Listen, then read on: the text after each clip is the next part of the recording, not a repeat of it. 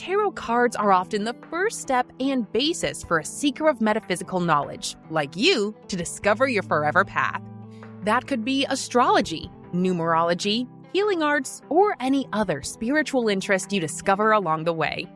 Elaine Ireland is not only a teacher of tarot, she is a mentor who supports you and will be there for you.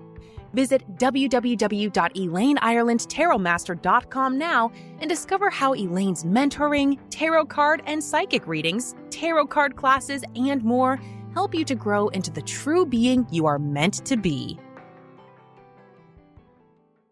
Welcome to Conversations with the Ancients, where you're about to discover a whole different world than the one that, up until now, you've believed you're familiar with.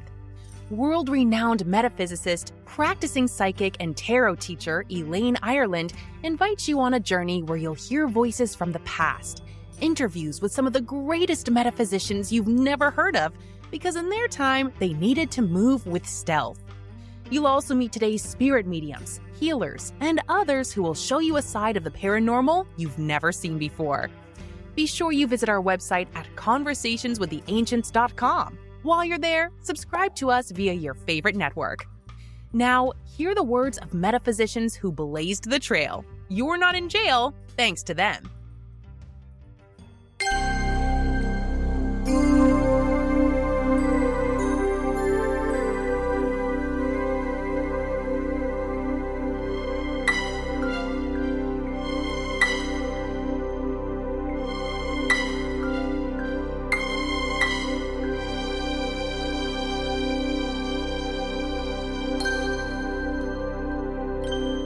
This is Elaine Ireland with DeeDee Hawk, and this is Conversations with the Ancients. And even though DeeDee is not really an ancient, as you can see by her pretty face, not that ancients are not pretty, but the wrinkles aren't there that we associate with the ancients and the legends. So, and on her, because of her Indian background, she may never have a wrinkle. Welcome, Let's DeeDee. knock on wood. I got wood right here. This is, what is this? October the 9th? Yeah. Yes. 2024. It's a pretty Wednesday afternoon in Central Texas. You're in Austin, aren't you? Austin? Yes. Who are you, DeeDee? Why are you here? Why are you doing the work you do? Tell the public all about you. Well, I love to be of service. I love to be of service to other people. People, animals. I just can't get enough of them. One of the very first things, thinking about one of the questions you asked and, about me was, about the very beginnings of how I came to come into this world. One of the things I first experienced was back in 1999. I had my first alien encounter, which I didn't expect to have. And that was amazing. Tell us about that. Do you mind sharing? Yeah, I'd be happy. How do you know it was alien, for true alien? Well, at the time I was moving to Austin, and at the time my husband, now then boyfriend, came to Arizona to help me move to Texas. And at that point we were having a lot of alien sightings, UFOs and things like that happening around the Phoenix area. And so Constantly, I understand. Yeah. Always traffic. Yeah. And so one night, knowing that I just had a feeling that they would be out, I was like, why don't we do this? Why don't I bring you to the reservation? Because he's never been. I said, let's go to the reservation. I said, and we'll see what happens. And he said, sure. I said, so we got my car and I had him roll down the windows of the car. And I said, I want you to notice something. The transition from the city to the reservation, there's a huge temperature change. And he's like, what? And I'm like, no, there really is. There's a huge temperature change. Go ahead and put your hand out the window or your arm out the window. I said, and you'll feel it. And so we drove from the city and onto the reservation, and he felt it. And he's like, whoa. And I'm like, yeah, it's a temperature change. I don't know why that is. It just is what it is. So is it a warmer or cooler? Cooler. Yeah, Okay. cooler temperature. And so we continued on to these 4 out in the middle of nowhere where there's just 4 crops. And there was cotton grown out there and a bunch of other things, corn. And in the intersection where the four crops meet is where kids would normally hang out, have like bonfires, talk, whatever they do out there. And so I was like, you know what, this is going to be the perfect spot for us. So I pull in, turn off the car, we get out, and I said, well, let's just hang out for a little bit and see what happens. And then in front of us in the sky, which in that particular area of the reservation was a no-fly zone, there was one light. That one light turned into two lights. Then those two lights turned into four lights. And they began to kind of dance around. Some got brighter, some got dimmer, kind of maneuvered around the sky. One shot off, and then they kind of came back together. And then in one of the crops, I could hear a rustling. I was like, I kind of ignored it, and we continued to watch what was going on in the sky. And then the noise in the crop got a lot closer to me. And I was like, you know what? My gut says, let's get back in the car. Let's get back in the car. Let's go. And he's like, all right. So we get in the car. I'm driving, and we're driving on a dirt road. And whatever is running along the side of the car, but in the crops. And you can see where the crop is starting to be smashed down from whatever it is that's running close to us. And so I can only go so fast on those dirt roads. But I can look out my driver's side and see the tail light is lighting up, whatever that is that's behind us. And in my mind, I was like, it's a skinwalker. We got onto the pavement, and then I could really take that's off. not good. Yeah, we got onto the pavement, and then I could really take off. And then we left the reservation, and then just the rest of the night talked about what we saw. So yeah, that was our experience. Skinwalkers, do you think skinwalkers are aliens, or are they something different than aliens? I feel like they're more native than anything else. Native. Yeah. An American Indian native, or native to the world? Native American, native. Okay. Why? What is it? Is it a sense that you have, or something you've seen, or stories? A sense that I have, and just hearing some of the stories on the reservation passed down from generation to generation makes me feel like that is something that is on this earth. Do you think they're harmful, or do you think they've been made to tell people they're harmful or mean or hurtful? Or I think it can go either way, just like humans. Humans can be kind and loving, or they can, be ugly and mean. So I think it can go either way, just like humans. And I've always looked at skinwalkers as something, and again, this is television influence, as being something you just don't want to tangle with, because you're likely not to come out alive. I haven't come to that conclusion yet, but I'll let you know how that develops. If you've been in their energy, you're very likely to be there again, even if it's as an observer like you were before. Mm-hmm. It's almost like that entity trusted you to see them, or see their energy as it flowed and moved. Okay, you got moved from there, yes, to Austin. Uh-huh. Were you practicing at that time? I was not practicing at that time. I was looking for a job. Yeah. Living in a house full of musicians, which was an interesting experience. Familiar with that one. Yeah. Okay. We won't go there, but I'm familiar with that one. Yeah. Yeah. So that was pretty fantastic. Did not know I was going to have that experience, but it was pretty wonderful. We were blessed with a soundproof room in one of the areas of the house. So that was fantastic. But yeah, always had musicians coming in and out of the house all the time. I have to share with you an experience. For years, I owned property, pretty busy duplex area, old Austin area. And we have a multitude of musical events here in Austin. In fact, one is going on right now, ACL, something like that. I don't go because it's so crazy. I don't go. I have dropped friends off and said, have fun, pick you up later, kind of thing. Yeah. But especially with South by Southwest. But this particular place was a small duplex, and I'm sitting at the red light, and I'm taking a left, knowing that the renter that I had there, bless his heart, he was a beautiful man, just as sweet as he could be. But he also was a producer for a pretty big event within the Southwest event. And he had, at that time, he owned a big corner downtown in Austin, and he made that whole big block almost musical stage and all kinds of stuff. Okay. And all of a sudden, and I stopped at the red light, and sitting on the front porch, there were three people, and on the stairs, there was another guy. Look, they were visiting, and I almost had a wreck because I said, Bob Marley is dead. I mean, that went through my head. Bob Yeah. Marley is dead. But what I saw on that porch was Bob Marley. I would have argued with anybody that was Bob Marley. I had to go do my meeting. I came back by there. I pulled in the alleyway. There were like 5, 6 vans back in the back. And I said, oh, he's got what he would do is just, you could sleep wherever you wanted to sleep, tiny little kitchen. But if you're hungry, there's food in there, that kind of thing.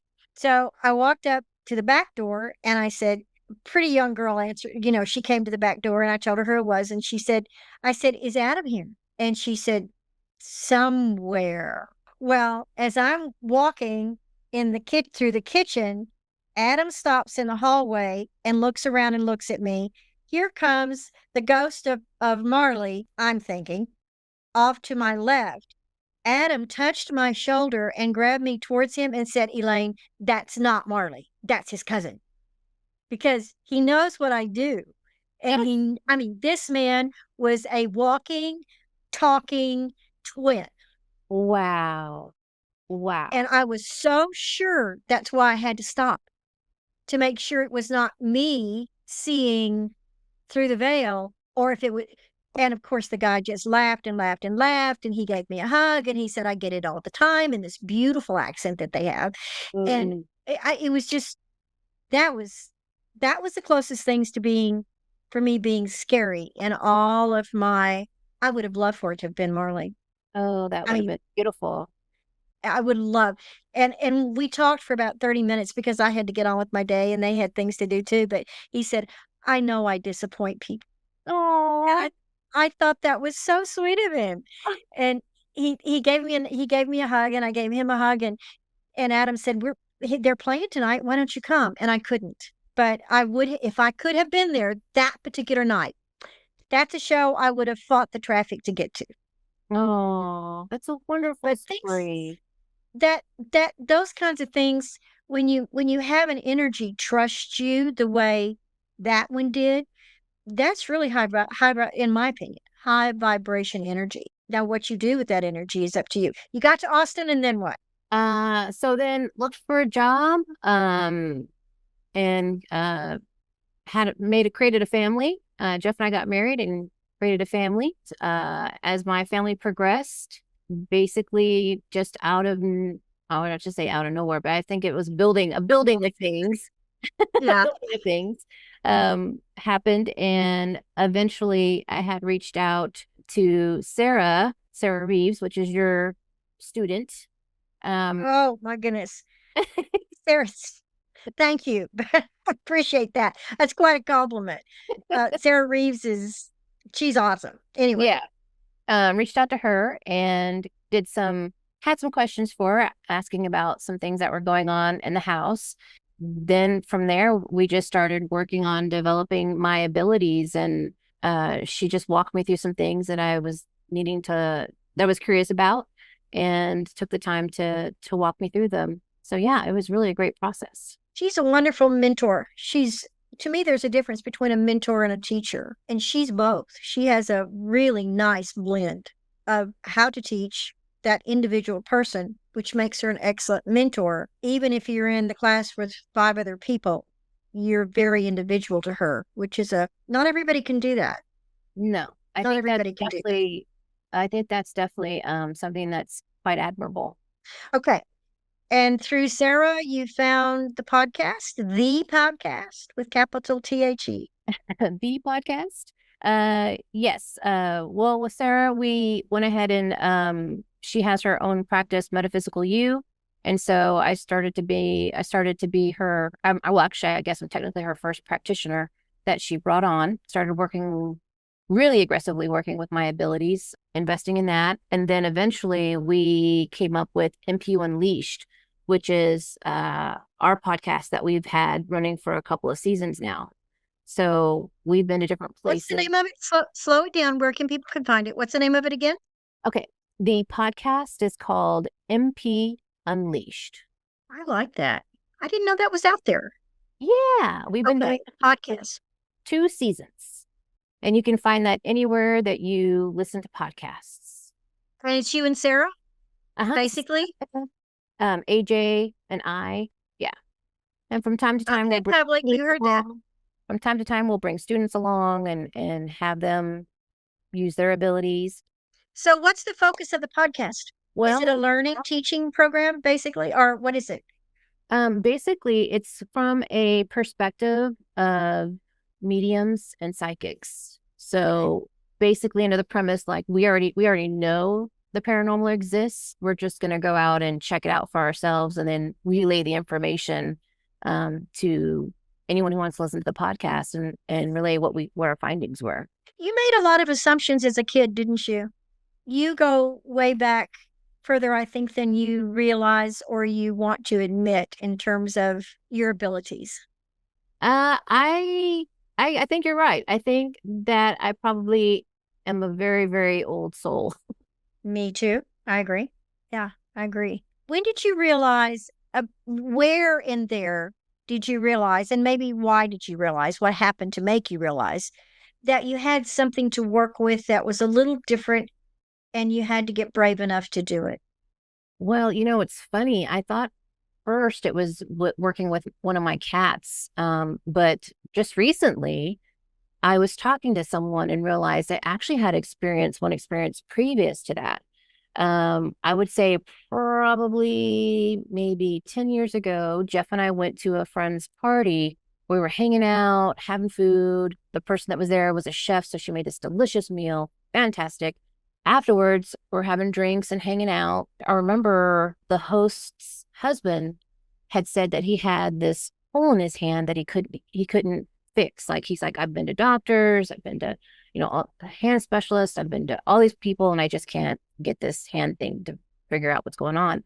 And it became a topic of conversation. For whatever reason, I guess old wisdom popped through, but I pulled him to the side and I said, can you show me your hand? And he's like, sure. I just remember sending energy to his hand, and in my mind, I was sending energy to pull the skin towards the center of his hand to have that repair itself. And I sent that energy on the front of his hand and then had him flip it over, and I did it on the back of his hand. And we probably spent 20 minutes just to ourselves, just me talking to him and doing this process. And I completely forgot about that until I was talking to somebody about it recently. So I would think that would probably be my first experience. And I remember at a later date, the host was telling me, you don't have any abilities. And she was so mad that I even wasted his time to do that. And then I found out later through the grapevine, he didn't have to have hand surgery. He was able to use his hand as normal. He didn't have to have it bandaged up or anything like that. So I think that's your first absolute, I've got something here to work with. But that ability didn't show up overnight. No, I think it's always been with me. I would think so. It's just a matter of recognition, acceptance, and being brave enough to step forward and use it. Yeah. In some way. Some people say, I only use it for family and friends, would never think about becoming a professional healer, reader, whatever. And others, once they realize they have it, they want to help the public. And that's what you did. You stepped up and found somebody, Sarah, and then you kept moving on. You kept moving forward. Yeah. Yeah. My goal is to keep progressing. I'm glad you brought that up. You have goals. Yeah. You have intentions. Yeah. I would say that, well, actually, one thing I just recently discovered or accepted, I should say, is being an alchemist. Now, explain to the public what you mean by alchemist, because they're different descriptions. Yeah. For me, that means whatever energy I'm sent, whatever energy I have, I'm able to use that energy and change it into something positive. That's something that I don't think I was really open to seeing before, but I feel like the universe is so into teaching me so many lessons at a rapid speed that I'm like taking them all in I feel like I feel like sometimes I walk around with like plates, sky high, and they're like, "Did you learn this lesson? Did you learn this lesson? Did you learn this lesson?" And I'm processing them as they come along to me, and at the same time using that energy for whatever circumstance that might come my way, and using that energy to my advantage. I didn't really accept that until probably about 2 weeks ago. Wow. Everything you just said is really important. You keep getting and you keep getting and you keep getting and you keep getting Mm-hmm. at a rapid speed. Mm-hmm. Not everybody does. Not everybody gets that kind of push. Yeah. Yeah. It could take years to get where you are for a variety of reasons. Maybe they're truly not ready.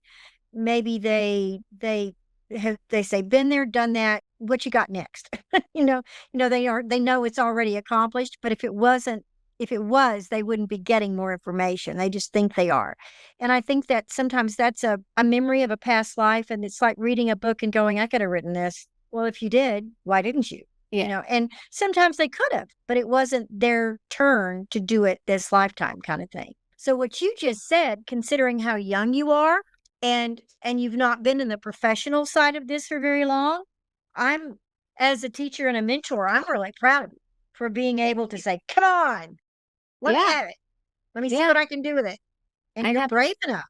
Yeah, I have to say since April, I don't know if you know this or not, but back in April I was hit by a car. No, I didn't know that. Yeah, and not me in a car, my physical body was hit by a car. Um and she didn't even realize she hit me until after she passed me. And at that point, things really started to open up for me with the metaphysical world. That whole like you're gonna learn things at a rapid speed, and me prepping myself to do that and taking breaks to rest, uh to be able to recover from, different lessons, because a lot of lessons can be truly exhausting, but at the same time, very rewarding once I get through it. Hmm. To get Yeah. through the muck and the mud, the coming out on the other side is just so rewarding. And once I realized that my job was to go through all these experiences, and there were several, I realized these are only for my benefit. I can look at this and with a negative eye, that I'm having these experiences, or I can look at them with a positive eye. And so I chose to look at everything as a lesson and to take that information and run with it, document it, write it down, and just really open myself up to allow the lessons to sit back and be like, okay, what did I learn from that? I had this horrible interaction with this human. What did I take away from that? What was my lesson from that? So I'm really turning, like I said, I'm really learning how to alchemize the energy, which is wild to me. If you would have told me, 3, 4 years ago, this is what I'd be doing, I'd be like, whatever. But that's where I'm at. I can see you saying that. Yeah, right. But I keep using the word brave. It takes a certain level of courage to allow yourself to not only grow, but to allow yourself to use what you've got. Mhm. And then you come to a crossroads. Do I do this publicly or do I keep it kind of quiet? Yeah. Yeah. One of the things in I guess in conjunction with this is work stuff. I used to work for one of the top 5 companies in the United States. I walked away because this was so much more soul fulfilling to me than anything else. And so right now I'd have to say I am the poorest I've ever been, but man, am I happy. I know the feeling. I did corporate America for a long time. Yeah. Yeah. And it took some courage to walk away. And it sucked for a little while. And there's moments where it does suck, but at the same time, I'm like, man, I'm so glad I'm chasing my dreams. I'm glad you're in a position financially and personally where you can, Yeah. because we've all heard if you're working at something you love, you're never working. Hmm. If you're making a living with something you love, you're good. Yeah. your husband did not do anything but support you, it sounds like. He did. He is. He's supporting me. Like today, uh, he fixed me lunch, and he's like, "Is there anything else I can do?" And I'm like, "Yeah, can you make the bed?" And whatever I needed. He actually took off work today, and I took off work today so I could prep for the podcast. And so yeah, he's like, "Whatever you need. If you want me to proofread something, if you want me to look at something." He's been really helpful. And I want to thank you too, Elaine. I want to thank you for having me on your podcast. You are my first request for a podcast. So thank you so much. Oh, I'm tickled. I'm tickled that. Yay. Thank you. I'm glad you said yes. I didn't know whether you would or not. I didn't know if you would have time to do it for one thing, because I know that your practice is growing. And asking for someone for 2.5 hours of their time that we may or may not use it, but you block it out. That's asking a lot. I know of successful folks, and you're well on your way to being well known. So Well, I am thank honored. you for that. I am honored. Thank you asked. Thank you. Is your husband at home? He is. He's in the living room right now. I don't know what he's doing, but probably hanging out with the cats. We'll have to get him on to say hello. I will. If he wants to. Yes. What would, at this point, looking back, you're fairly new publicly with this, not with your talent, but with your public. Up to this date, what would you say was your biggest challenge? You had a lot of support, but in spite of that, was it your any personal doubt? Any what? What was your biggest challenge, or have there been any? There have been challenges. I think that I had to be open and accepting of my gifts.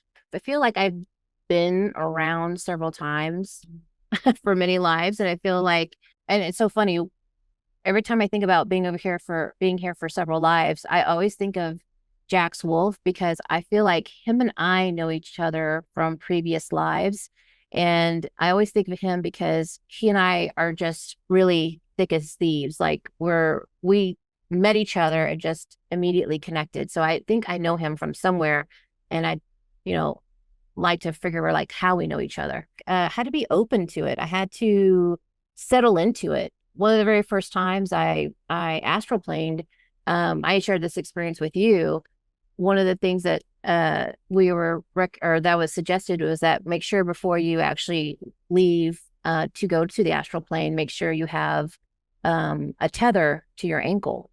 And so I remember looking down at my ankle, and instead of it being my ankle, it was my husband's ankle and foot. And I was like, what is that all about? And so for people who don't know, right? And for people who don't know, I actually just asked Elaine recently what this meant, because I'm like, why is it his foot and not my own? And you said protection. Yeah, protection. And you're not getting away from him anytime soon. No, he's my protector. So yeah, I thought that was wild to me. I did not expect to look down and see his foot. So I think that's just amazing that even when I'm going to travel in the astral plane, he's right there with me. When you say right there, does he take a trip with you every now and then? No, he's never been. There are couples that meet on the astro quite often, just like they're old friends, and sometimes people who are deceased. Mm-hmm. They'll meet you on animals. They'll meet you on the astral plane, and that's different than being in a dream. It's different meditation, and I don't know how to explain it. There's a different depth to meeting on the astral plane. Yeah, way deeper depth. Yeah, the colors are more vivid. The voices are more clear. There's just a better connection. I think it's harder so. to get there. Yeah. It's harder to get there. It takes focus. When did you discover your love and want to be working with animals? Because that seems to be something very important to you right now. Yes. I have always loved having animals around me. And I would say a couple of years ago, this was back when Houston was flooding that same weekend, and we had heavy rain here in Austin. And a cat just happened to walk up on our property, and we called her Mama Kitty. Mama Kitty turned out to be pregnant. So we're like, okay, we'll take you in. And she's like, yeah, you will. You will. We took her in, and she had babies, and we took care of her and her babies. One of her kittens, everybody else was fine with being inside the house, but he was like, not me. I need to be outside. So meow, meow, meow, and we'd let him outside. And eventually came to the point where he'd be gone a week at a time or so, and then he'd come home. And after fighting in the neighborhood or whatever, he would come home and he would look, come to the door. He'd meow. We know he was out there. We'd go out there and let him in. He would crawl into my lap, and he would just look so pitiful. And he'd be like, "Fix me." After all his fighting, so he'd have cuts and bruises and gashes in his fur and everything. So I'm like, all right. So he'd crawl into my lap, and I'd be watching TV, and just mindlessly, I just started working on healing him. He would fall asleep. He would stay long enough for the healing to happen. He might sleep for maybe an hour or so with me in my lap. And then he was ready to go out for another week. That would just be our process. It just became a routine. And before I knew it, oh, you're coming back better than when you came in. And we just kept doing that over and over and over again. You still have him? No, unfortunately, fortunately, he got eaten by something. I don't know what, but he got taken out by something big. And we have mountain lions out here, so I'm sure he probably got taken out by something bigger. So mountain lions? Yeah. What hill country are you in? Okay. Yeah. The biggest things we have out here are fox, and occasionally I call them giant hedgehogs, but they're not. They're pigs. Well, hogs. Yeah, wild hogs. Yeah, they're huge, and they're we have wild looking hogs too. Yeah. Not lions. No. Yeah. Well, that's unfortunate that he decided to keep going out. Yeah, but he definitely was not an inside cat. He needed to roam, so we let him roam and do his thing. But yeah, eventually he stopped coming to my call. And then we realized he was gone, so we had a little service for him and planted a little or put a little memorial down by our tree for him and had a little mini service for him. So yeah. I have one of those. Mr. Fred is buried right out the back door. He was an outside cat too. For the most part, I have my animals cremated, and I have a lot of them.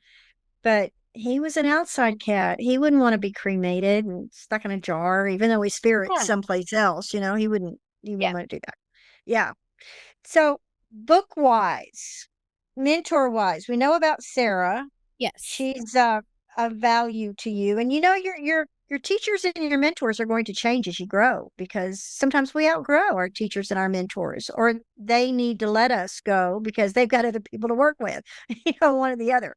So they kind of shift around. Although I have to say that most people that have hung around as a mentor, they check in.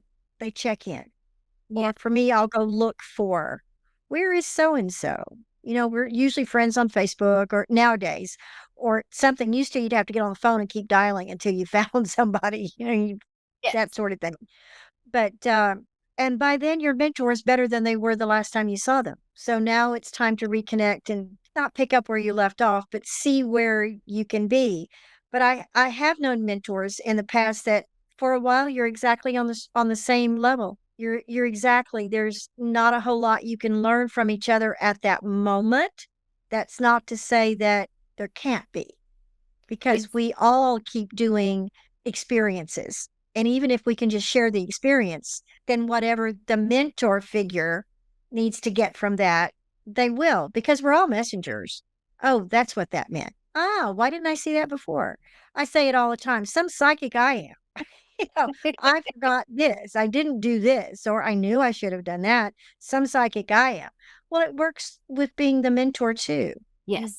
You have experiences that you can share, but at the time you don't realize you're having the experience for someone else. Yeah, and then there's moments where I go back and read my journal that I wrote something down 3 months ago, and today it makes sense, but back then it didn't. I have a friend that does what I call absorbing books. She'll buy a book, put it on the shelf, look at it for a while, and then 2 or 3 years later, she'll read it and go, I already know that. I learned that when. It was like, and then she may sit down and actually read the book. Although I've seen her pick up books and hold them in her lap. Like, I'm going to open this any minute. We'll talk. She'll put it on the table. No, I'm going to go. And she doesn't. But yet when she does read the book, she knows it. It's almost like the book was up there to remind her of, and maybe she remembers something out of it, but she knows it. There's a difference between remembering and knowing. And I kind of have a feeling you're that way, but which is something else I wanted to remind you of. I am Yeah. going to have a library of reference. Did I tell you that before? Yes, you did. Yeah. So any books or things on YouTube or anything that has had an influence, because I know music is so important to some people, and visual effect things, send them to me and continue as you run across. It doesn't have to be just two or three and then you stop. Whenever Okay. something excites you, you can send it. Um, a movie that you watched, anything, and it will be under your name because people tend to remember, DeeDee was, I wonder what that was, rather than the thing. Hmm. Where did I hear of that? Oh yeah, it was DeeDee. So it'll be under your name. Okay. And the issue there, I think, is if the same things keep popping up, then we know those are really from the different. Just because somebody else has said it doesn't mean I'm not going to include it in yours. It will be in yours too. So Awesome. that's I think really, really important. We could go way back. I want to know more about your your family. Are you a generational practitioner? Generations before you? I want to say that I feel like previous generations have had this ability, but because I'm adopted, I don't know that for definite. Oh, that's right. I'm sorry. I apologize. Oh no, you're fine. You're fine. But I I feel haven't. like it's generational. So you grew up on a reservation and you know you were born Indian. That Yes. much you do know. So yeah, I am Navajo. And I was not born, I was born on the reservation, but I was adopted quite young. Um, when I was adopted, my parents, both my parents are white. My parents then adopted my brother, who's Navajo and Pueblo, and then they adopted me. I'm Navajo, and then they adopted my sister, and she's African American. And so we have a pretty big melting pot of a family. I love that. Yeah. Yeah. Your parents are cool. Yeah. Yeah. Yeah. My father could not have children, could not, did not have the option to have children. So they decided, well, we're going to go with adoption. And fun fact, my grandfather, he was the first single male, single parent to adopt two siblings in the state of New Mexico. For New Mexico, that would have been extra tough. Yeah, yeah, yeah, yeah, That's wonderful that he did that, that he pursued that. It was hard for single people to adopt children for a long time, male or female. yeah. I think because of his extensive military background is the reason why he was able to do so. Yay for the government. Yeah, yeah. Yay for the government. Okay, so we've got you in your animal practitioner and tell the public what you do now with animals you don't know. Part of your practice. Right. Well, Do you find lost animals? You work on their healing ability, do all of the above. I work on healing abilities. I have clients who just want to know what's going on with my dog right now, as far as, do they have any feedback for me that I need to work on? So it might just be like, hey, I just need to know, can you meet with my dog and see what's going on and relay that feedback? So we do that. There have been a couple of times where I've had some animals that were unhealthy and just wanted to voice their concerns to their owners. So we've done that. So you're a medium with the critters. Yeah, I love the critters. And thankfully, the critters will talk to me, which I'm really grateful for. You know, that's something for the public to know. It works that way with people too, with Yeah. entities, people that have already passed over. Not everybody can talk to a deceased critter or a live critter Hmm. or a deceased person. Yeah. Sometimes they're not going to talk to us if they want to talk to somebody else. Yeah. So And if you can get any and all of the above to talk to you, you're doing great. They trust you. yeah, and I'm so grateful for that trust. I really appreciate it because that's not something everybody can do. And I very much value that's something that they're willing to do and talk to me about. So it's important to have that relationship. Have you ever run into a language difference? Yeah, that's when the other clairs come into play. If I can't understand, I've only had it happen once, but it's really weird. I know for one reading, the animal spoke Spanish, but I couldn't speak Spanish. So we used visuals to kind of communicate. And it would be something that they saw on the TV screen. So that was helpful. But other than that, I don't really have, like, I just really depend on my other senses if that's the case, if there's language barrier in that particular situation. Did any of your senses grow faster than the others? Or did they all just kind of come up together like a rose? Uh, I feel like they kind of peaked in at different times depending upon what I needed. I thought it was very strange to be able to smell something that I wasn't expecting, being in a dusty basement and all of a sudden smelling like this sweet rose perfume out of nowhere. And I'm like, okay, I wasn't expecting that. That wasn't something I was expecting to smell. So things like that happen like that are really, really impactful. And again, it's something I'll write down and journal down because I'm like, okay, I know there's a reason for that. So let me write this down, come back to it. And I'll come back to things in my journal 3-4 times. And sometimes at the end of the year, just read 6 months back and, oh, that message now makes sense. It didn't make sense when my guides gave it to me, but it makes sense now. Do you find that you get pieces of the puzzle over time?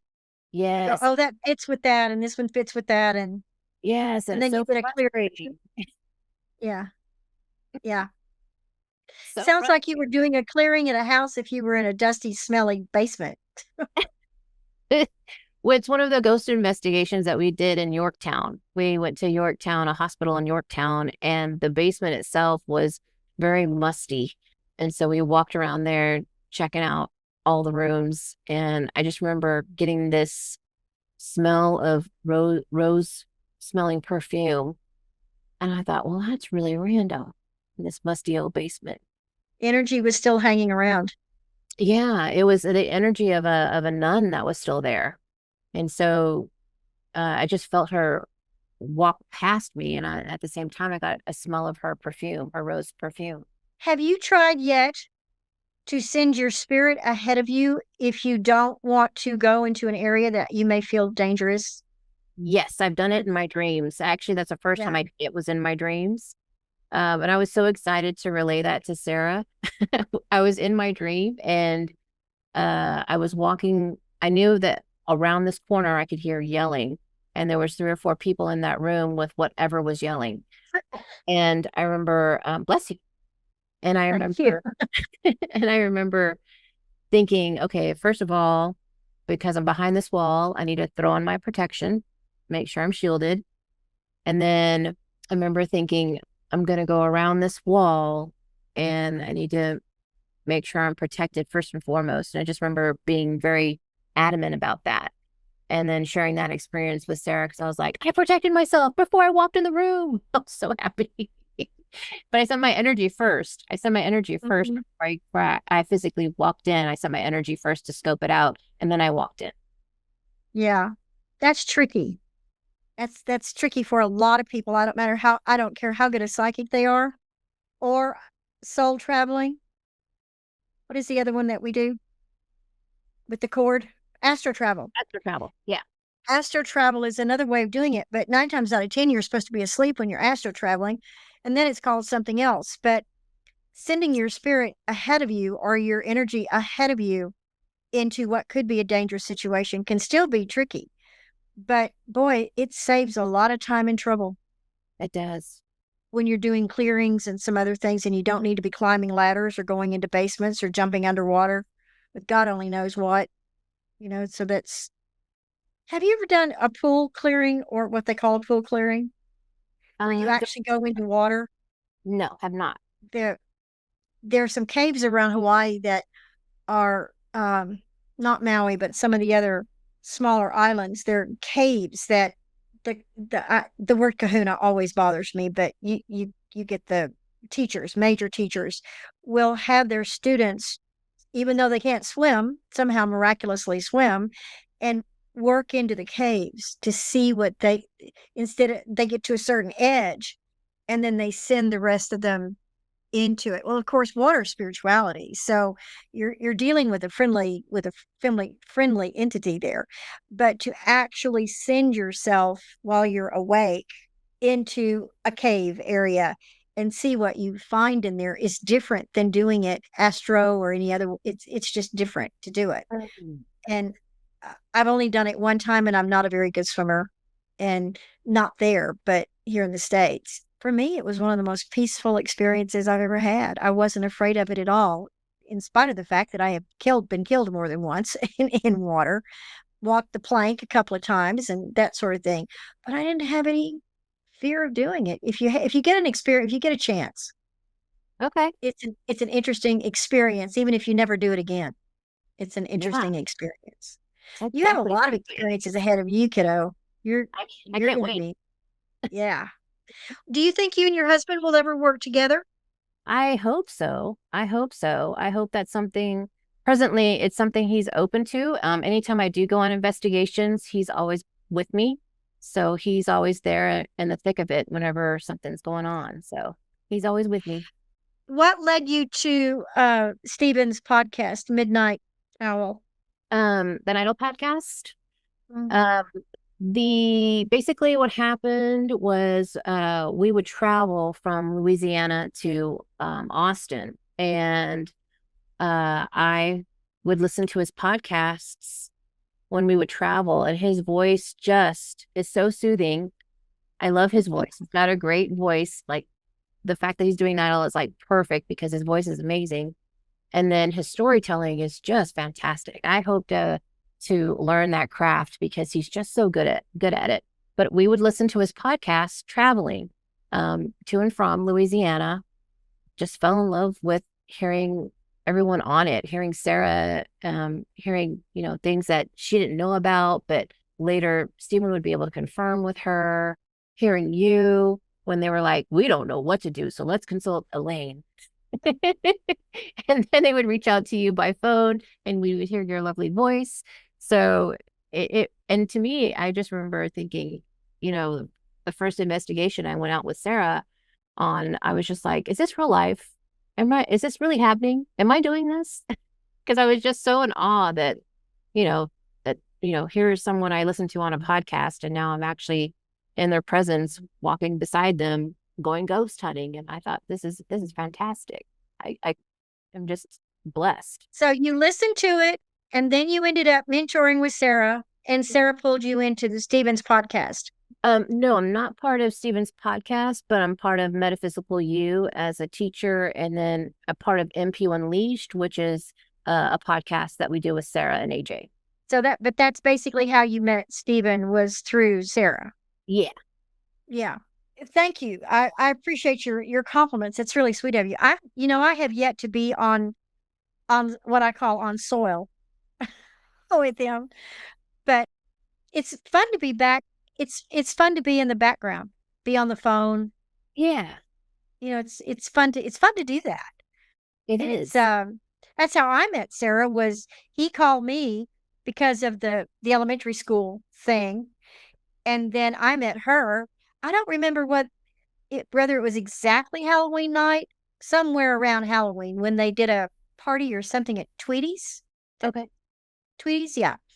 And I knew her the minute she walked out the door. I was coming up the stairs, she was coming out the door, and I knew exactly who and she had a mask, and not a mask, but her face was done up. She had a hat on, and she had, costuming, and she had somebody else with her, and I went, that's Sarah. I knew exactly who it was. Well, And we have a connection somewhere back in the back. Sure. Yeah. It's been fun. Is that why you ended up doing the podcast yourself with her? Is because I look at podcasts as being educational. Yeah, we basically are using it to educate and take the fear out of having energies around you or in your home or in your business. We are trying our best to take away the fear and the scariness of it all, because people automatically assume if there's an energy, oh, it's evil. No, not always. It's not always evil. Could be somebody who, happened to enjoy your light and came home with you and decided to hang out for a little bit and then go away. It could be someone who decided, I like the way she laughs. I'm going to go home with her and hang out for a little bit. So no, it's not always horrible. Sometimes it's just somebody you might enjoy, you know, how you speak or what you say or how you laugh or your energy. And just might want to come by and hang out for a little bit and then go about their business. Travelers, Yep. spiritual travelers. Yep. Do you have call-ins on your podcast? I'm sorry, do I have what? Call-ins. Live is yours live occasionally? We haven't done live, no. But I'm sure that's probably something on the menu that we'll be doing in the future. Those would be a great podcast for call-ins, Yeah. even if you didn't do it all the time, Yeah. like Yeah. once a month or something. Yeah. Let me know when you do that. I'll call in. Okay. That'll go forward. That would be fun, I think. I think so. I promise I would be nice. Don't be. will- Challenge us. Didn't say I wouldn't challenge you. I would be nice. When I did the radio show, I had a producer that salted the people that came in, and sometimes they would lie, and then they'd get on and just be ugly. Oh, Ugly. no. ugly. Oh, I know. And of course, he could unplug them, in a Yeah. heartbeat. I mean, hit the button and then they were gone. But I loved it when people called in. It was a good time. It was always a good time. Yeah. And we'd laugh and cut up. And then there were the nights that nobody would call in. And you're going, well, crap. I have to do this one all by myself, which was sometimes hard. That's why I always had a list of stuff to talk about just in case nobody called it. Yeah. Why do you think podcast in the metaphysical community is taking off the way it is? I think more now than ever, people's curiosity is really on the rise about what's out there. When you take into account, aliens and UFOs and Bigfoot and skinwalkers, and people's interests have just really peaked. And because, of course, it's October. It's October, so it's especially peaked because it's Halloween season. So I think the curiosity just goes up tenfold in the last couple of months of the year. I do too. It's interesting because you have in October, you have a scary kind of thing going on to most. And then in December, you've got the Christmas thing, which for some people are totally opposite. And yet, if you look at the history, they're very similar, depending on what part of the world you live in at that time. But here in the States, it's horror and blood and guts in October and new beginnings in December. Yeah. And with the Jesus, regardless of what religion you are. And I mean that in a non, maybe I should say multiple types of religions. You've got the Jesus energy, whatever you call your Jesus, which is interesting. But yeah, Halloween, we've made it into a fun, scary kind of holiday, but it is really serious if people go look into the beginnings. Yes, absolutely. Of what Halloween is. What do you want for yourself for the future? Write a book, make a movie, do what? I am interested in learning. One of the recent things I've been drawn to is somatic breathing. Say that again. I'm really drawn towards somatic breathing. Tell people what that is. It's where you take specific breaths in order to put yourself in a state where, I guess, and some people may choose to use mushrooms or other things. It's your breathing takes you into a state to where you can become enlightened. And I've done it a couple of times. I think probably like 3 or 4 times now. I've really enjoyed it. And I think I would love to become a teacher of that. I think that would be fantastic. I feel like that's such a helpful tool for someone to grow and tap into their own abilities. That's something I'm looking into learning here in the future. As far as long-term goals, I would definitely like to write a book. I think my life is pretty started off pretty interesting to begin with, being that I'm adopted and that both my parents are white, and we just have this melting pot of a family. That alone is pretty interesting, but the rest of the things that have happened along the way have been pretty amazing. Several death experiences, so I feel like those would be interesting to write about as well. Still at the end of the day, still be a healer, still wanting to be of service to others, still wanting to be as helpful as I can to other people.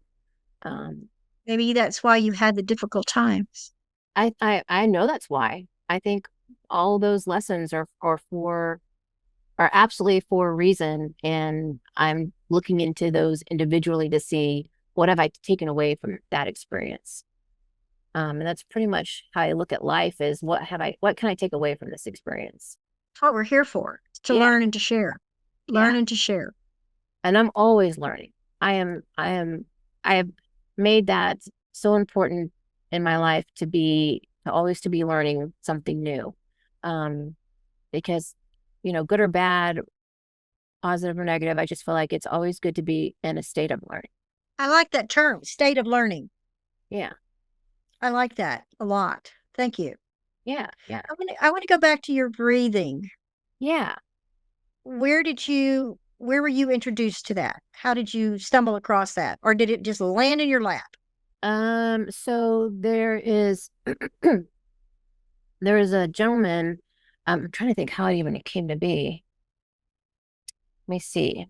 There's a gentleman, his name is Vitality, Witality, and he comes to Austin 3 or 4 times a year, and he reserves a ballroom, basically a ballroom space, and sends out, emails to let people know that he's having a breathing session, and would you like to come? And I decided one day, I'm like, this sounds like that this would be right up my alley. Let me go. You basically lay down on a blanket, and he has you wear something to cover your eyes, and he drums. He has music that plays. He gets you into a rhythm of breathing, and then he deepens that breathing. And then you're welcome to scream, yell, whatever you want to do. And people will do it in waves. Some people bawl their eyes out, and some people scream. Some people will laugh, hysterically laugh. It's just a barrage of feelings that come to the surface. And afterwards, I feel so relaxed. I feel like I got several downloads, and I feel like I walked away cleared of all the gunk. And what I especially like about it too is I walk away with a message. Is I don't leave empty-handed. I walk away with a message or something I need to work on next. And I appreciate that the most. I told somebody earlier today, let me back up here. I use the term, all we can do is give you a key. That's all we can do. You can call it a tool. He's giving you this tool, but we can't make you use it. And in some cases, we can't even teach you how to use it. We can tell you about the method. We can give you instruction on how to use it, like breathing rhythms. But until you master that, you really don't even know how to use the tool. It sounds like he makes the difference. He goes against that. He actually teaches people, encourages them, and supports them in knowing how to use a tool that can be helpful to them, and not only use it once, but use it in a repetitive way so that it becomes part of who they are. For me, that's tarot. I can give you a deck of cards. I can teach you everything there is to know about one of those, all 78. But until you begin to use them, they're just something you keep in a drawer. When in reality, they could be teaching you a lot about yourself. I love it that this man teaches you how to use the tool. Yeah. Yeah. He walks It's you not through just another breathing class. it. He encourages, it's almost like he can encourage you and here at first in the class, everyone's shy, there's a whole room full of people and you're very shy and you're like, okay, you're thinking to yourself, I've seen people in the videos yell, I'm not going to yell. And then before you know it, you've got this deep from your belly guttural sound that you're like, is that coming from me? Coming out, and you let loose. And it is an amazing feeling to have that vibration throughout the entire room and everyone have it. It's fantastic. And I would love to do that for someone else. Does that tool, do you feel it in your brain? I Like feel it's it cleansing your brain? everywhere. I feel it everywhere. The vibration is everywhere throughout me. So you've really learned how to use the rhythm of the breath. Yes. That's hard. I've taken breathing classes and it's hard. It's really hard. And if I don't use it for a long period of time, it's like I have to start all over again. So the fact that you can do something so quickly under his instruction and feeling, because you have to feel like you're in a safe space Mm-hmm. to let go, not only Yeah. if you were by yourself, but especially with a room full of strangers. Yeah. There's easily 150 strangers in that room with you. Easily. Mhm. Okay, spell his name again in case somebody wants to go looking at his website. It's a Witality. Okay, thank you for that. Sure. So, public, you can probably go find him, and maybe he will come to a town where you live or somewhere near you where you maybe are there YouTubes? Is that what you told me? He's on Instagram and he travels throughout the United States multiple times a year. So he comes to Austin 3 or 4 times a year. Okay. And the technique is somatic? Somatic breathing. Okay. Thank you. See, Yeah. you've given us several different tools to work with this time. I love Okay, it. you want to write a book? What do you want to write about? Your life? My life, my experiences. I think being able to learn from those experiences and taking that knowledge and turning it into something positive. The recent alchemy situation, that still is mind blowing to me, that's even something that I realized I've done repeatedly through my life, but didn't really accept it until 2 weeks ago. That is blowing my mind. So continuing to do that. How is that different from manifesting for you? I don't know that it's different than, well, I guess for me, the transmuting that energy is from something that maybe wasn't a great experience. It could be having a falling out with someone, and working on myself and then taking that experience to improve myself. So for me, that's more along the lines of like what I would say alchemizing could be a negative situation that I use that energy to walk away with more knowledge. What's the word you used with Manifesting. Asian? Manifesting. Manifesting is to me putting out into the universe what I'm I guess going after and matching that vibration. That to me is what manifesting is to me. Rather than changing an energy. Got it. Yeah. I like the way you described that. That's good. Because they're so similar in my brain, which obviously they're so different in yours, because one is actually changing an energy for the better, with the other one is pulling the energy to you, perhaps Yeah. pulling. Yeah. That's what I in my mind think of manifesting as pulling it towards me, drawing it to me. Let me look at my list and see if there's anything else I want to ask. Okay. Sure. Shoot. Plans, book, yes. Hopes for the future. You're young. And I don't want to ask you what you want your legacy to be, because over the next 20, 30 years, your legacy will change. Your legacy hopes will change. Yeah. But at this point, 2 things. What would you tell beginners trying to get into this field? And what would, if something were to happen to you, heaven forbid, in the next year, how would you like others to remember you in the community of metaphysical world? We know how your personal relationships, but Yeah. as people coming in, how would you want to be remembered? As newbies coming in, I would say I cannot stress enough how important it is to journal. Journaling is so important. Write down dreams, write down circumstances, write down questions. What's really great about journaling for anyone new is that you'll look at this information 1 month later, 2 months later, 6 months later, a year later, 5 years later, and here you are, you've got book after book after book of messaging that you've written down for yourself or messaging that you got in a dream. And it won't make sense in that moment, but there will be several light bulb moments that you'll have just reading your journals back to yourself. And you're like, oh, that's what that I wish I wish I'd realized that at the time. Yeah. Yeah, I found that to be one of the most helpful tools for me being a beginner.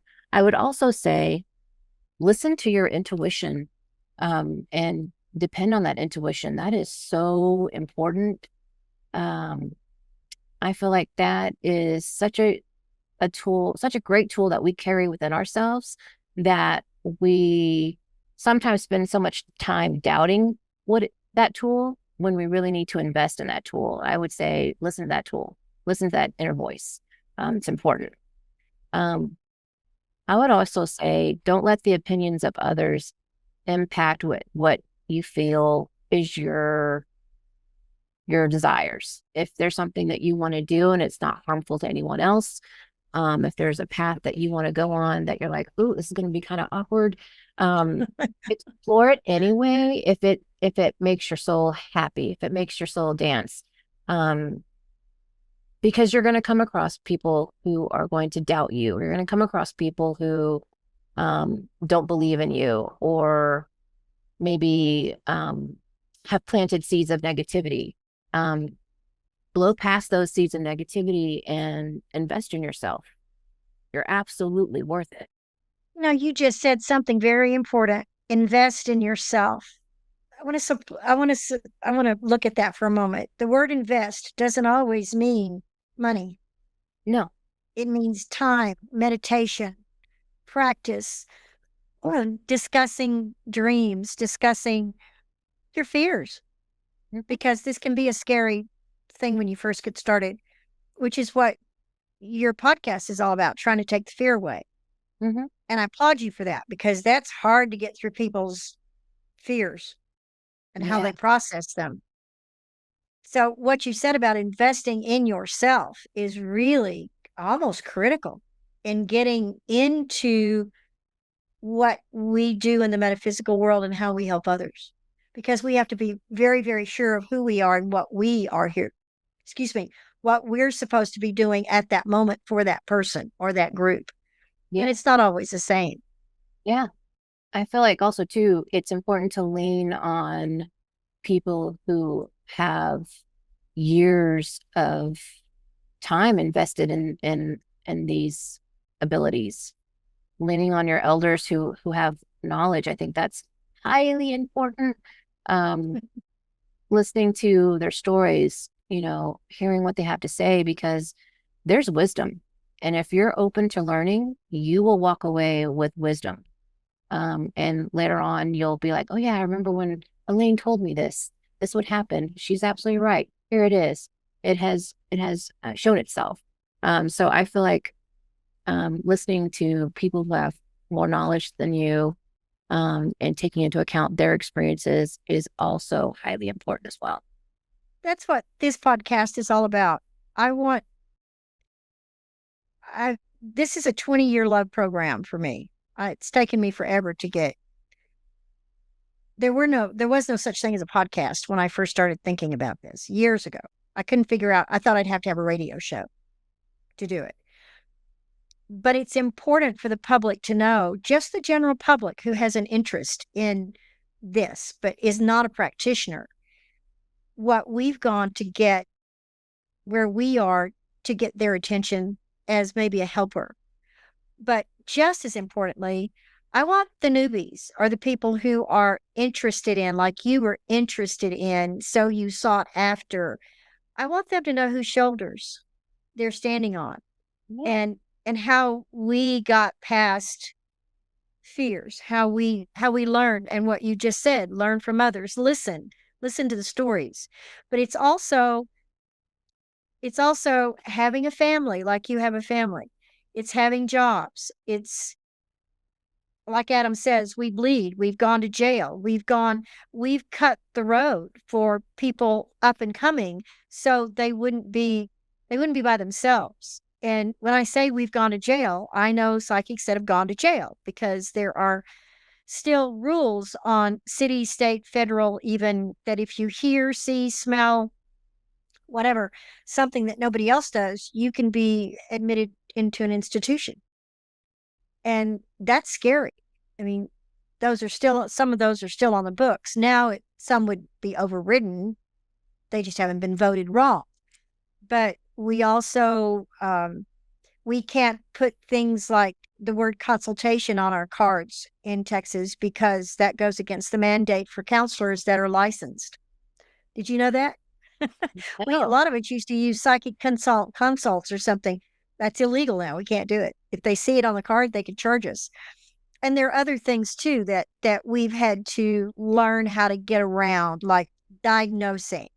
And as a healer, you know that because you can't call yourself certain kinds of healers, or you can't, unless you have a reverency, you or ministry, you can't put your hands on healing.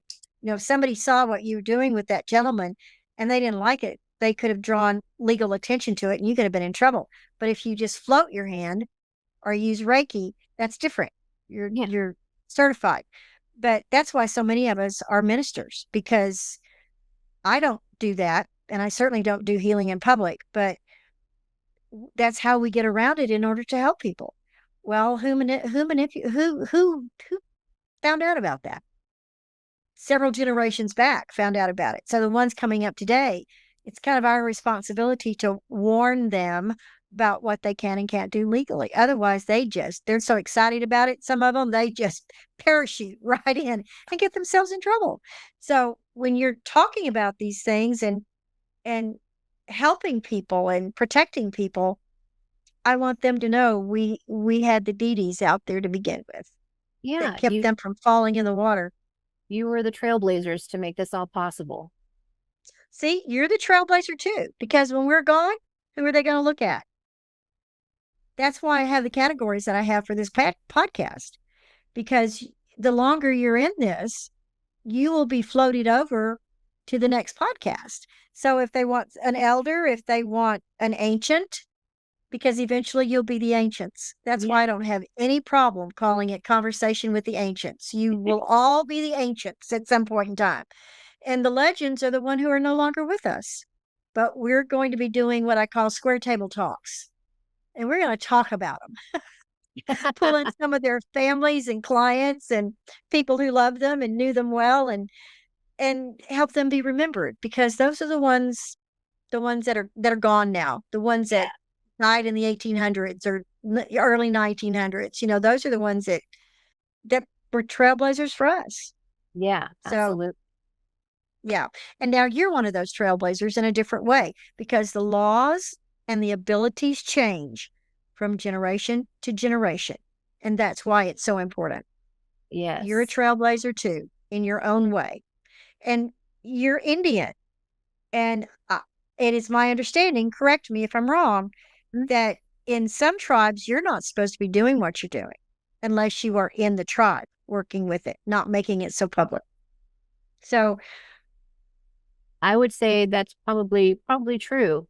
Which, speaking of being Native American, one of the things I'm looking for, or will be looking for, would be a Navajo teacher to teach me, I guess, traditional ways for Navajo people, Navajo healing. So that's something I'm actually going to be looking at here in the near future, is finding a teacher. A Navajo teacher. A Navajo teacher. Do you think you will run into problems because you are a female, or do you think, okay, let me rephrase that. Medicine healing, medicine man, medicine woman, shaman. Those are terms that when I was a young woman, were only allowed to be used by American Indians, period. Now we have shaman that are taught by American Indians, some that are self-taught, that can truly call themselves shaman, medicine men, the same thing, that are not of Indian blood, but they've been taught by the right people. One that I know of in New Mexico, that the teacher was disowned by the tribe, but he felt it was so important for the methods to be continued, even if the person was not of Indian blood, that he taught anyway. Yeah. And he risked everything, but he didn't teach it to his tribe because no one wanted to take the time to learn it. And that's what I'm finding out, is that there's a lot of, well, from what my understanding is, I haven't run across this yet, but there's a lot of elders that are looking for students. And so if you're out there, future elder, feel free to reach out to me. You can find her send her a message at Hawk, Hawk, Healing, Healing, hands, Hands, at gmail.com. People can get a hold of you for appointments. They can get a hold of you to teach you shamanistic ritual, right? Yeah, I'm definitely open to having, a Navajo teacher. For me, one of the things that I think I would run across would be, because I'm not someone who lived on the reservation, I would think that would be something of a reserve. But, who knows? I think there's such a need to pass down the knowledge to the next generation that I think someone out there will be open enough to want to teach me. And I think I'm open to that. I'm open to that situation happening. So, yeah. Do you work with stones or herbs at this point? I do work with some stones, yes. Herbs, not so much, but I'm definitely open to that as well. To me, they go together. I don't know why. They always have. Stones, and even before I knew what crystals were, as a kid, I'd pick stones up, the pretty ones. Yes. Or the ones that were unusual shapes or sizes or something. Stones have always been as a kid, in my bedroom, in a pouch or in a pillowcase or something. Stones have been there. And herbs I didn't get involved with until I was late teens. And I certainly don't know enough to do any ritualistic work on a regular basis with it, or even a more public. But I use it for healing myself, and teas and such as that. But that's something that I this year have planned on taking a course in. Talk about constant learning. Yeah. Yes. I'll call you and let you know if I get in. Maybe you can get in too, because some of those things fill up really fast. They take a small group usually. Yeah. What else do you want to share with us?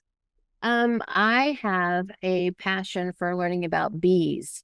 I have all the makings for the hive. I just haven't gotten a queen yet, but I have all the tools, all the regalia that goes with it, and I am looking forward to learning more about bees. So any bee lovers out there, feel free to reach out to me. I'm interested to learn as much as I can.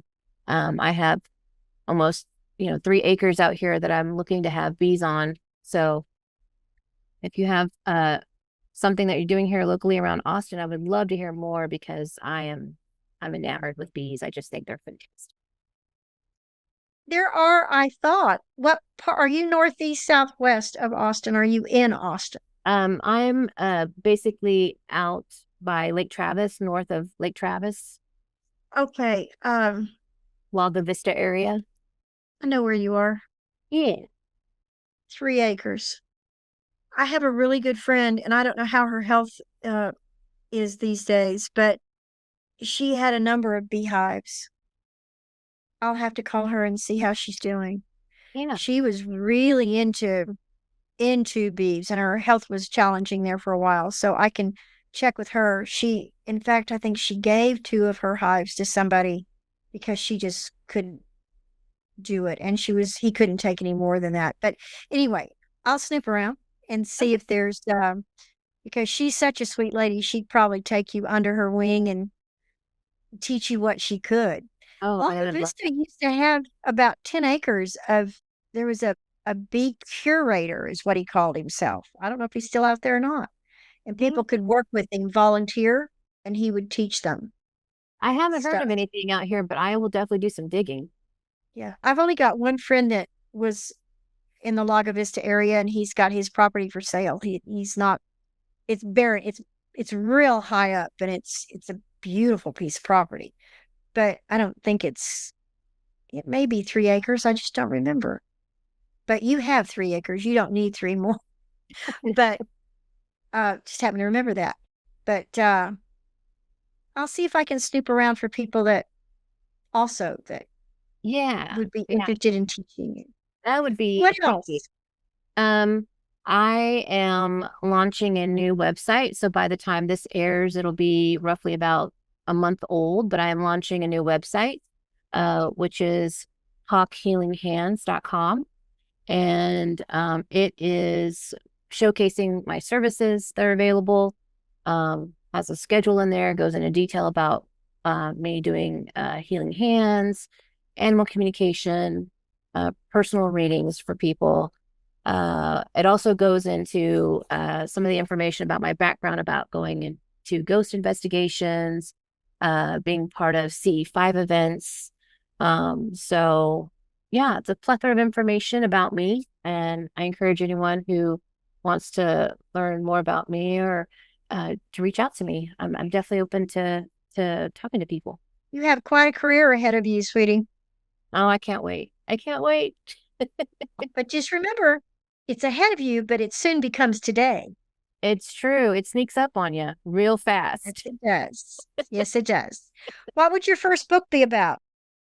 I think the first book would be about my childhood and being raised in a family with different racial backgrounds and how we all came to be. For example, my mom learning how to do African American hair. At first, it was not pretty. It was not a pretty sight. She did not know what she was doing. And so I remember those days of her just being really frustrated. And at the same time, my poor sister's hair breaking off because my mom didn't know what she was doing. And eventually, my mom having to go into a hair salon and asking for help, saying, I don't know how to do this child's hair. Someone please help me. And at first, they thought she was kidding. And she was like, no, I'm really serious. Somebody please help me. And they took pity on her and helped her figure out what she was doing wrong. So yeah, situations like that happened a lot. But I think that would have been frustrating but fun at the Oh same time. man, she was so fed up. She was just like, this poor kid's hair. I cannot grow this kid's hair out. I don't know what I'm doing. It's turning colors. I'm not doing whatever I'm supposed to do. This isn't it. And so she was so defeated. Have you seen the classes only for men, how to braid hair and take care of a girl's hair? I Doesn't have matter what race. I Yeah. have seen those. I think those are fantastic. Another one I like is kids that are raised, or kids that are young adults who don't have fathers around, and there's a dad out there who will teach them how to do things like change a tire, Oh yeah. change the cover of an outlet, how to take out a light bulb, how to change that, how to remove a ceiling fan fixture. All those things that you would want your dad, or even to shave, or to how to tie a tie. I love those videos. I cannot get enough of those. There was a school, an elementary or a little bit older school, where the male teachers would they'd teach the young men how to dress, how to pick out a suit and how to put on a tie and do a tie and how to the social graces, so to speak. But how do you dress for the social graces? And it started because it was a elementary, no, it wasn't elementary, it was junior high. There was a junior high dance, and this was not it was a neighborhood where most of the families didn't have a lot of money for suits and rent stuff. So a couple of the male men got together, and they said, we're going to do a run to Walmart, and each one of the teachers donated a couple of $100, and there were like 8 or 9 kids, guys. And walked around. They bought new blue jeans so they could continue to use them, white shirts, and a bow tie or a tie, and a belt if they needed a new belt, and shoes. And the shoe had to be something other than a tennis shoe. Nice. And they outfitted these kids. And by the time they got to show them pictures, so by the time they got to high school and they were trying to dress for high school, they knew they had to save the money so they could rent the tux. They had to teach them how to do that. They had no clue.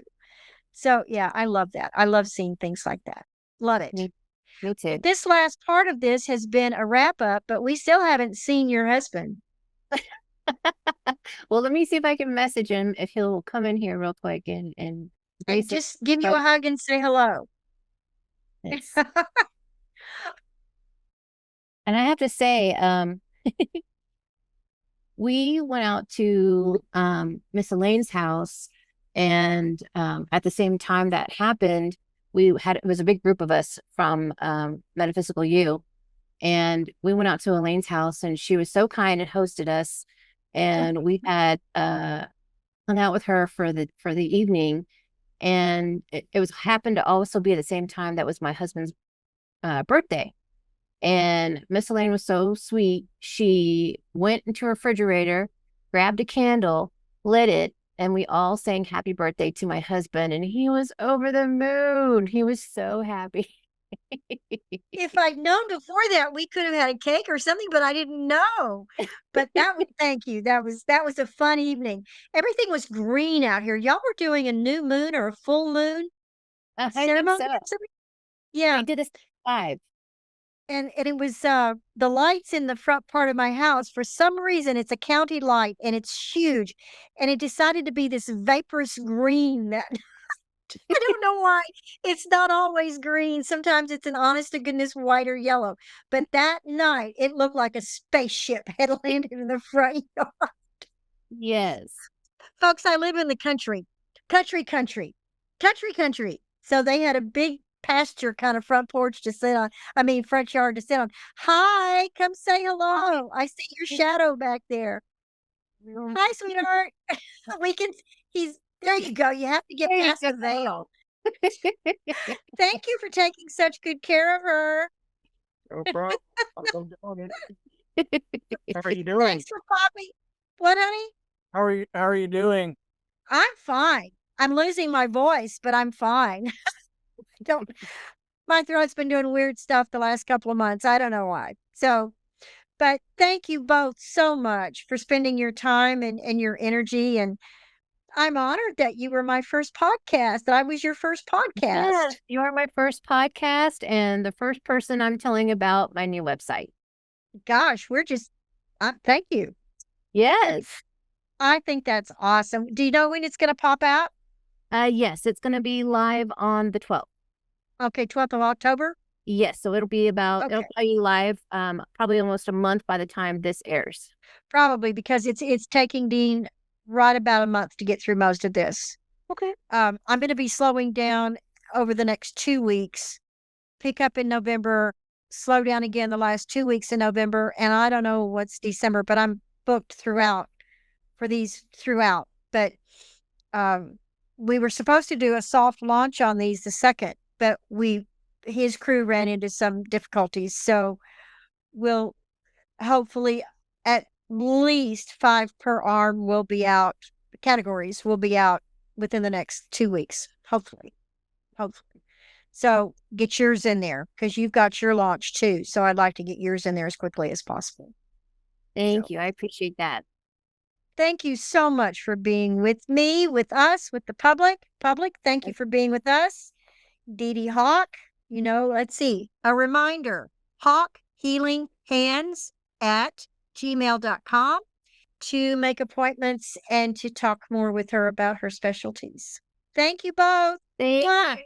Love you, Elaine. Love you too, Grace. Bye. Bye.